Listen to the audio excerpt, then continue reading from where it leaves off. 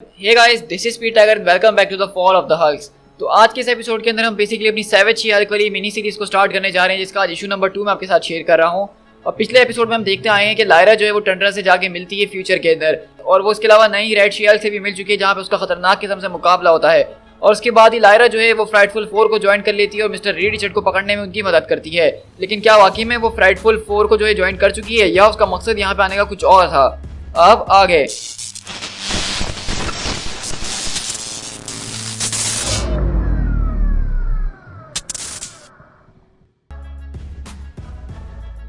और इसी तरह हम देखते हैं कि बेसिकली हमने लास्ट एपिसोड में देखा था कि लायरा का असल मकसद यहाँ पे जो होता है वो जेनिफर वॉल्टर्स यानी कि ओरिजिनल शी हल्क को छुड़वाने का होता है। और इसी तरह हम यहाँ से इंटेलिजेंसिया के हेलिकैरियर के अंदर शिफ्ट होते हैं, जहाँ पे जेनिफर वॉल्टर्स मौजूद होती है। और वहीं से लायरा बोलती है, जैन आखिरकार तुम यहाँ पे क्या कर रही हो? जैन क्या तुम मुझे सुन सकती हो? लेकिन वहीं पर अगले पल हम देखते हैं कि वहाँ पे जेनिफर वॉल्टर्स को उस कंटेनर के अंदर कुछ चीज़ें नजर आ रही होती हैं, एक तरह का फ्लैशबैक, जहाँ पे हम देखते हैं कि वहाँ पे लियोनार्ड सैमसंग मौजूद है। और शी हल्क बोलती है, लियोनार्ड अगर तुम इस बारे में जानते थे तो तुमने मुझे इसके बारे में पहले क्यों नहीं बताया?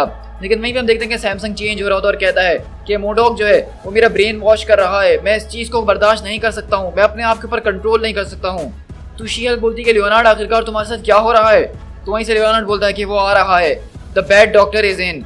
और इसी तरह वो अगले पल अपनी सैमसंग वाली फॉर्म के अंदर आ जाता है। तो शी हल्क बोलती है कि अपने ऊपर काबू पाने की कोशिश करो। लेकिन इतनी देर में हम देखते हैं कि वहाँ से मोडॉक आता है और वहीं पे शी हल्क के ऊपर अपनी लेजर बीम मारते हुए बोलता है कि इस कमरे के अंदर जो इक्विपमेंट्स हैं वो बहुत ही ज़्यादा ज़रूरी हैं, लेकिन तुम दोनों नहीं हो। और बेसिकली ये वो पूरा का पूरा सीन है जो कि हम ऑलरेडी हल्क इशू नंबर 600 में देखते आए थे, जब जेनिफर वॉल्टर जो है उस गामा बेस पे गई थी ब्रूस बैनर और स्पाइडरमैन वगैरह के साथ, जहाँ पे रेड हल्क भी उनके पास आता है उनसे मुकाबला करने के लिए। वहीं से लीडर और मोडेक बात करते हैं कि मैंने तुम्हें कहा था ना कि हमारी फोर्स फील्ड उसको आसानी से होल्ड कर पाएगी। अब दुनिया को ऐसा लगेगा यहाँ पे जो कुछ भी हो सबके अंदर हम मर चुके हैं। मे भी इसके जरिए हमारे पास 2 और महीने आ चुके हैं जिसके अंदर हम टॉप सीक्रेसी के अंदर काम कर सकते हैं। और यहीं से मोडेक बोलता है कि हमें इसी की तो ज़रूरत थी। तो लीडर बोलता है कि वेल हम अभी भी जो है बैनर को कंटेन नहीं कर सकते हैं, जैसा कि तुम देख चुके हो, लेकिन वो हमारे प्रोसेस के लिए अब यूजलेस हो चुका है। वहीं से मोडॉक बोलता है कि हाँ तुम ठीक कह रहे हो, लेकिन मैं इस चीज़ को ठीक करने की कोशिश कर रहा हूँ, लेकिन मीन टाइम जब तक ये हमारे अच्छे तरीके से काम आ सकती है। और वहीं हम देखते हैं कि शी हल्क यहाँ पे सैमसंग और रेड हल्क दोनों से ज़बरदस्त तरीके से लड़ रही होती है, लेकिन वो दोनों मिलकर उसको पकड़ते हैं। तो सैमसंग बोलता है कि अभी भी रेजिस्ट करने की कोशिश कर रही हो जैन, और रेड हल्क बोलता है कि तुम तो सच में एक फाइटर हो। और इसी तरह हम देखते हैं कि वहाँ पे सब मिलकर शी हल्क को कंटेन कर लेते हैं। और लीडर बोलता है कि इसको इसी तरह से रखो क्योंकि इसके अंदर की गामा एनर्जी जो है हमें उसकी ज़रूरत है, और उसके ज़रिए हम आगे जो है नई नई चीज़ें करने लगे हैं। हम इसकी एनर्जी को बस कुछ देर के लिए उधार ले रहे हैं ताकि हम अपने मतलब का कुछ कर सकें। तो बेसिकली यहाँ पे हम देखते हैं कि अगले पल वो जो शीशे के अंदर मौजूद थी वो टूटना शुरू होता है, और वहाँ पे लायरा जो उसको बाहर निकाल लेती है और कहती है कि एट लास्ट मैंने तुम्हें बचा लिया। और शी हल्क बोलती है कि मैं उस वक्त वहाँ मौजूद थी जहाँ मोडेक और लीडर मौजूद था गामा बेस के अंदर, उस डेजर्ट के अंदर। वहाँ पे एक्सप्लोजन हुई, सैमसंग और रेड हल्क ने मुझे यहाँ कैद कर दिया। तो लायरा बोलती है कि हाँ मैं जानती हूँ, लेकिन तुम अभी आराम करो जेनिफर वॉल्टर्स, तुम्हें परेशान होने की ज़रूरत नहीं है। मैं तो तुम्हें यहाँ से कल ही निकाल देना चाहती थी, लेकिन मुझे ऐसा करने से मना किया गया था। लेकिन वहीं से शी हल्क अचानक उठती और कहती है, यहाँ पे आवाज़ें सुन के तो ऐसा लग रहा है कि किसी किस्म की फाइट चल रही है, आखिरकार हम हैं कहाँ पे? तो लायरा बोलती है कि तुम बस यहाँ पे रेस्ट करो, तुम्हारे साथ बहुत कुछ हो चुका है। हम लोग इस वक्त जो है एक मूविंग बेस के ऊपर हैं जो कि शील्ड का एक एयरशिप है। तुम्हें जो है ये लोग अपने प्लान के अंदर एक मशीन के पुर्जे की तरह इस्तेमाल कर रहे थे, लेकिन इसकी कीमत उनको चुकानी ही पड़ेगी। लेकिन शी हल्क बोलती कि ये शिप के ऊपर अटैक हो रहा है, इस वक्त ये आवाज़ें किस चीज़ की आ रही हैं? तो लायरा बोलती कि हाँ लगता है कि हमारी रीइंफोर्समेंट यहाँ पे पहुँच चुकी हैं। तो शी हल्क पूछती कि ये ब्रूस है? तो लायरा बोलती कि हाँ मोडेक और लीडर जो है वो तुम्हारी गामा एनर्जी का इस्तेमाल करके सैमसंग के कैथेसिस प्रोग्राम के अंदर इस्तेमाल कर रहे थे, और तुम्हारी गामा एनर्जी को इस्तेमाल करते हुए और सैमसंग के सारे एक्सपेरिमेंट को मिलाने के बाद वो कुछ नया करने की कोशिश कर रहे हैं। इस वक्त अभी बहुत ज़्यादा टीम जो है उनकी लोगों के ऊपर अटैक कर रही हैं ताकि इस सब के खिलाफ लड़ा जा सके। और इस वक्त तुम्हें जो आवाज़ें आ रही हैं वो उसी फाइट की आ रही हैं। और उसी तरफ हम देखते हैं कि बाहर की तरफ वहाँ पे जो है बेसिकली ब्रूस बैनर की जो टीम्स हैं उन्होंने यहाँ पे काम करना शुरू कर दिया, और यहाँ पे ज़बरदस्त किस्म की फाइट चल रही है जिसको हमने लास्ट एपिसोड में देखा ही था। तुम्हारा कज़न ब्रूस जो है वो सबको यहाँ पे लेकर आ गया और वो सब यहाँ पे ज़बरदस्त किस्म से मुकाबला कर रहे हैं। और उसने मुझसे कहा था कि जब हम यहाँ पे ब्रेक इन करेंगे तो मैं तुम्हें तभी यहाँ से छुड़वाऊँ, इससे पहले अगर मैं लेती तो ये एक बहुत बड़ा रिस्क था। वहीं से शी हल्क बोलती है कि ब्रूस कभी नहीं बदलेगा, वो हमेशा पहले ऐसे रहेगा। लेकिन तुम ये बताओ कि तुम आखिरकार यहाँ पे क्या कर रही हो और तुम्हारी यहाँ पे किस चीज़ से लड़ाई हो रही थी? तो वहीं से लायरा बोलती है कि मुझे माफ़ कर देना जैन, मैं अगर तुम्हें बताऊंगी तो तुम्हें बिल्कुल भी प्राउड फील नहीं होगा। मैंने विज़र्ड की फ्राइटफुल 4 को ज्वाइन कर लिया और उसके साथ काम करने लगी हूँ। मैंने सबके चक्कर में अपने AI एडवाइज़र ब्रॉडिका को भी जो है वो बर्बाद कर दिया था, क्योंकि विज़र्ड मुझ पर भरोसा नहीं कर रहा था, और इसके अलावा मेरा इस दुनिया के अंदर कोई दोस्त भी नहीं था जिससे मैं बात कर सकूँ। लेकिन मैं इतनी ज़्यादा ट्रेंड नहीं हूँ साइंस के अंदर कि मैं उसको रिपेयर कर सकूँ, तो इसलिए मैंने उसको फेंका भी नहीं और संभाल के रख लिया। मैंने कल रात देखा कि उसका प्रोसेसर ऑटोमेटिकली रीस्टार्ट हो गया और वो बिल्कुल ठीक हो चुका है मिरेकली। और मुझे लगा कि शायद ये कोई मिरेकल हो गया है, लेकिन इनफैक्ट एक टाइकोन स्कैन जो था वो उसकी तलाश कर रहा था और एट लास्ट हमारा उससे कांटेक्ट हो गया। कल मैंने पहली बार अपने बाप यानी ब्रूस बैनर से कांटेक्ट करा। ये एक छोटी सी ट्रांसमिशन थी, लेकिन उसने मुझे बता दिया कि मुझे अब आगे क्या करना होगा। वो मेरी टेक्नोलॉजी को बेसिकली सर्च के ऊपर ढूंढ रहा था 23rd सेंचुरी की टेक्नोलॉजी के हिसाब से। तुमने जेनिफर सही कहा था कि वो बहुत ही ज़्यादा स्मार्ट है। उसको ये भी पता चल चुका था कि मेरा यहाँ पे प्लान क्या है, कि मैंने दरअसल इन लोगों को सिर्फ शी हल्क को ढूंढने के लिए करा है। लेकिन उसने मुझे ये कहा कि मैं तुम्हें अभी नहीं छुड़वा सकती हूँ और तुम्हें इंतजार करना होगा उसके आने तक का। लेकिन वो मेरे ख्याल से ठीक कह रहा था, क्योंकि अगर मैं तुम्हें पहले छुड़वाती तो शायद हम लोग यहाँ से निकल नहीं पाते। तो जेनिफर बोलती कि वो हमेशा ही सच कहता है, ब्रूस उतना ही ज़्यादा स्मार्ट है जितना स्ट्रॉन्ग हल्क है। लेकिन हर कोई जो है मेरे कज़न को अंडर एस्टिमेट करता है और सिर्फ उसके दूसरी साइड की ही बात करता है। लेकिन अगर वो मुझसे पूछे तो मैं उसको बताऊं कि ब्रूस जैसा कोई दोस्त हो ही नहीं सकता है। हम लोग अक्सर जो है अपनी फैमिली गैदरिंग्स के अंदर मिला करते थे जब हम बच्चे हुआ करते थे। हम इतना ज़्यादा टाइम तो एक्सपेंड नहीं करते थे, लेकिन जो भी करते थे बहुत ही अच्छा करते थे। हम हर तरह के एक्सपेरिमेंट्स, कार्टून, बुक्स, हर चीज़ एक साथ किया करते थे। आई गेस मेरा बचपन जो है तुम्हारे बचपन से बहुत ही ज़्यादा अलग गुजरा है। हाँ, तो इसे लायरा बोलती कि हाँ तुम ठीक कह रही हो, मेरा बचपन तो कुछ ज़्यादा ही अलग था। तो जेनिफर बोलती कि मुझे माफ़ कर देना कि तुम्हें वो बचपन ना मिल सका जो कि एक बच्चे को मिलना चाहिए लायरा। लेकिन अगर हम लोग यहाँ से बाहर निकल गए सही सलामत तो मैं तुम्हें बताऊंगी कि एक नॉर्मल लाइफ के अंदर रहना वो कैसा होता है। तो वहीं से लायरा बोलती कि अच्छा देखो जरा बोल भी कौन रहा है, जो कि एक बहुत बड़ी सी ग्रीन वुमेन है और मॉन्स्टर्स को हिट करती है। तो वहीं से शी हल्क बोलती कि हाँ, लेकिन मुझे कभी भी अफसोस नहीं हुआ हल्क बनने का। और शी हल्क बताती है कि मेरे लिए कोई अफसोस की बात नहीं है, बल्कि ब्रूस ही वो एक रीज़न है जिसकी वजह से मैं जिंदा हूँ। मुझे एक गोली लगी थी और मेरा बहुत ज़्यादा खून बह गया था। अगर वो अपना ब्लड ट्रांसफ्यूजन मेरे साथ नहीं करता तो शायद मैं जिंदा भी नहीं बच पाती। और ऑफकोर्स इसी की वजह से मैं इस दुनिया की सबसे ज़्यादा स्ट्रॉन्गेस्ट लॉयर भी बन गई हूँ। लेकिन लायरा बोलती है कि अच्छा, लेकिन मुझे तुम्हारी कहानी कुछ इस तरह से नहीं पता थी। हमने तो हिस्ट्री बुक्स के अंदर पढ़ा है कि तुम दरअसल खुद जो गामा बेस के अंदर कुछ सोल्जर्स को मार के जबरदस्ती घुस गई और गैमा बॉम्ब को अपने ऊपर गिरवाया था। तुम जानबूझ के उससे एक्सपोज हुई थी और उसी के जरिए तुम माइटी शी हल्क बनी थी और तुमने अपनी माँ का बदला लिया था उन सोल्जर्स को मार के जिनके हाथों वो मारी गई थी। तुमने सारी की सारी स्टोरी गलत सुनी है। मेरी माँ तो एक कार क्रैश के अंदर मारी गई थी, लेकिन हाँ मैंने अपने पेरेंट्स का बदला जरूर लिया था और वो मेरे फादर का था। मेरे फादर को एक गैंगस्टर ने गोली मार दी थी। मेरे ख्याल से तुम्हारे सिस्टरहुड के अंदर मेरे फादर को कोई जिक्र नहीं किया होगा, क्योंकि वो लोग मर्दों से इतनी नफरत जो करते हैं, लेकिन मैं अपने फादर से बहुत ही ज्यादा प्यार करती थी। लायरा बोलती कि अच्छा, तो अब मुझे समझ में आ रहा है। मेरी माँ कभी भी मुझे सही कहानियाँ नहीं बताती थी, वो ज़्यादातर टीचर्स ही बताया करती थी, लेकिन इसके बीच भी बहुत ज़्यादा कंट्राडिक्टेड हैं।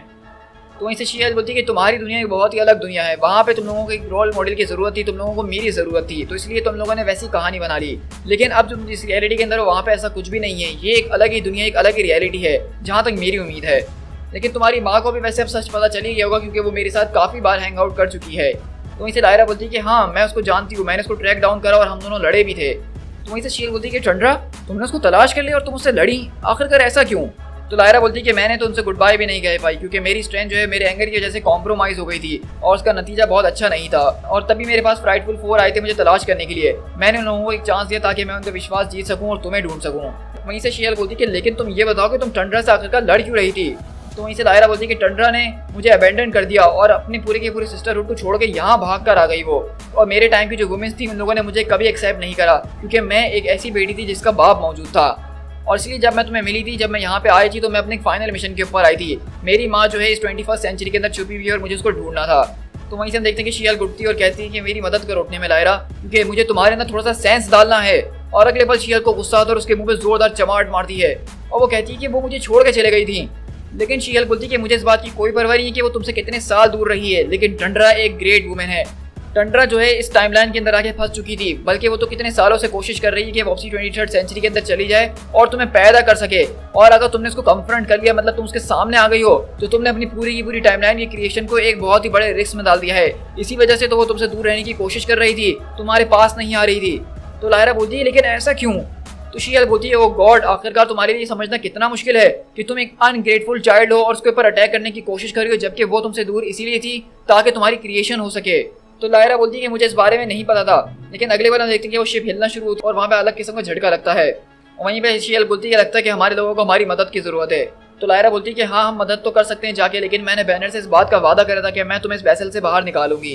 तो शी हल्क बोलती है कि हाँ बैनर की प्लानिंग अच्छी है, लेकिन वो हर चीज़ को नहीं सोच सकता है। मेरे ख्याल से हमें उनको जाके एक बैकअप प्रोवाइड करना ही होगा। वहीं से लायरा बोलती है कि मेरे ख्याल से हमें कहीं जाने की कोई ज़रूरत नहीं है, क्योंकि फाइट को सुन के ऐसा लग रहा है कि फाइट खुद हमारे पास आ रही है। और अगले पल हम देखते हैं कि सब कुछ वहाँ पर थम जाता है। तो शी हल्क बोलती है कि ये काफ़ी स्ट्रेंज है। और अगले पल अब देखते हैं कि वहाँ पे नीचे से ज़मीन फाड़ के रेड शी हल्क आती है और कहती है कि मैंने तुम दोनों को ढूंढ लिया है। मैंने उन लोगों से कहा था कि हम तुम पे विश्वास नहीं कर सकते हैं यू लिटिल पंक, लेकिन उन लोगों ने मेरी एक बार भी नहीं सुनी।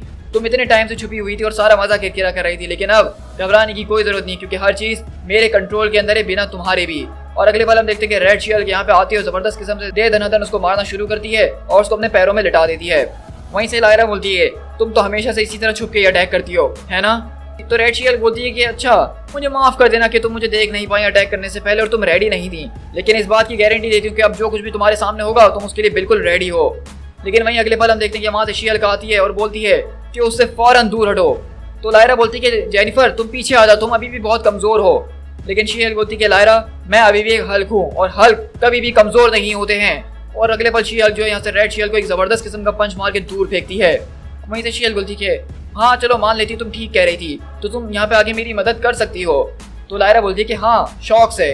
तो शील्ड बोलती है कि मुझे इस बात की कोई परवाह नहीं है कि तुम लोग कितने हो और कितने मुझसे आके मुकाबला करने वाले हो। मैं अब बहुत ज्यादा करीब आ चुकी हूँ लीडर मोडॉक और सैमसंग से जान छुड़ाने के लिए। मैं बहुत जल्द आजाद होने वाली हूँ और इस आजादी के बीच में अगर कोई भी आने की कोशिश करेगा तो मैं इसको जान से मार डालूंगी। उन लोगों ने एक बार तुम्हारी कॉपी मेरे पास भेजी थी और उनको ऐसा लग रहा था और उन लोगों को इस बात का विश्वास है कि मैं तुम्हें मार सकती हूँ वॉल्टर्स। और इसी तरह हम देखते हैं कि यहाँ पे शी हल्क जो है लायरा और शी हल्क दोनों को ही जो है दबा देती है अपने पैरों के नीचे। और हम देखते हैं कि इसकी पावर्स वाकई में बहुत ही ज्यादा है। लेकिन वहीं से लायरा बोलती है कि वो ये पागल हो चुकी है जैन। तो जेनिफर बोलती है कि नहीं मुझे नहीं लगता है, मेरे 3 तक गिनने में पुश करना, 1 2 3। और अगले पल वो दोनों मिलकर अपना जोर लगा के उसको उठा के पीछे फेंकते हैं। और इसी तरह हम देखते हैं कि हेली कैरियर का दरवाजा फटते हुए वो वहां से बाहर लटक जाती है।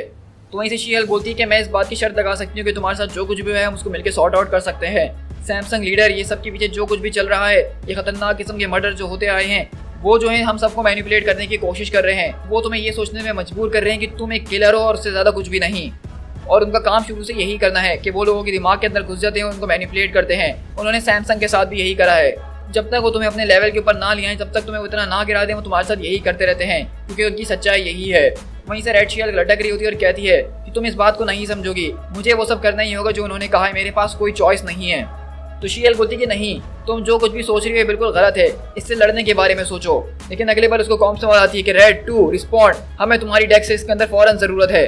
तो वहीं से शील्ड बोलती है कि उनको सुनने की कोई जरूरत नहीं है, हमारे साथ चलो, लाओ मुझे अपना हाथ दो, हम इनके पूरे के पूरे गेम को बर्बाद कर सकते हैं, हमें इनके गेम को खत्म करना ही होगा। तुम अभी भी सब कुछ ठीक कर सकती हो क्योंकि तुमने अभी तक किसी की जान नहीं ली है। लेकिन अगले पल हम देखते हैं कि जैसे ही वहाँ पे she Hulk red she Hulk को अपना हाथ देती है, तो वहीं पे हम देखते हैं कि शी हल्क और लायरा दोनों को जो है वो जहाज से खींचते हुए नीचे बाहर जमीन की तरफ फेंक देती है और कहती है कि तुमने ठीक कहा कि मैंने अभी तक किसी को नहीं मारा। टू बी हल्की न्यूड।